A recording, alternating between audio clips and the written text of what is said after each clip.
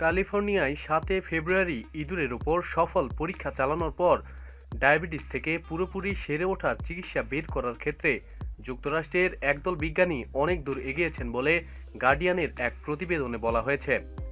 Type ১ ডায়াবেটিসে আক্রান্তদের শরীরে বিশেষ পদ্ধতিতে কোষ প্রতিস্থাপনের মাধ্যমে এ রোগ পুরোপুরি সারিয়ে তোলা যাবে বলে আশা করছেন বিজ্ঞানীরা। সাধারণত শৈশব কিংবা যৌবনের প্রথম ভাগে মানুষের এ ধরনের ডায়াবেটিস দেখা দেয়।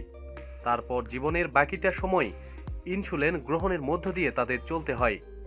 গার্ডিয়ানের প্রতিবেদনে বলা হয়, যুক্তরাষ্ট্রের ক্যালিফোর্নিয়ার একদল বিজ্ঞানী গবেষণাগারে ইঁদুরের দেহে স্টেম সেল প্রতিস্থাপনের মাধ্যমে গ্লুকোজ নিয়ন্ত্রণে সফলতা পেয়েছেন। এই পদ্ধতিতে মানুষের ক্ষেত্রেও টাইপ ১ ডায়াবেটিস চিকিৎসার সফলতা আনা সম্ভব বলে তারা মনে করছেন। গবেষণার বিস্তারিত তুলে ধরে প্রতিবেদনে বলা হয়, প্রথমে ইঁদুরের চামড়া থেকে কোষ সংগ্রহ করা হয়, যাকে ফাইব্রোব্লাস্ট বলা হয়। এরপর এসব কোষের জিন বিন্যাসে পরিবর্তন ঘটিয়ে এন্ডোডার্ম কোষে রূপান্তর করা হয়। সেগুলো আরও রূপান্তর ঘটিয়ে প্রাথমিক অগ্ন্যাশয় কোষের মতো করা হয়, যাকে পিপিএলসি বলা হয়। এই পিপিএলসি ইনসুলিন নিঃসরণকারী বিটা সেলে পরিণত হয় কিনা সে পরীক্ষা করে সফল হন বিজ্ঞানীরা।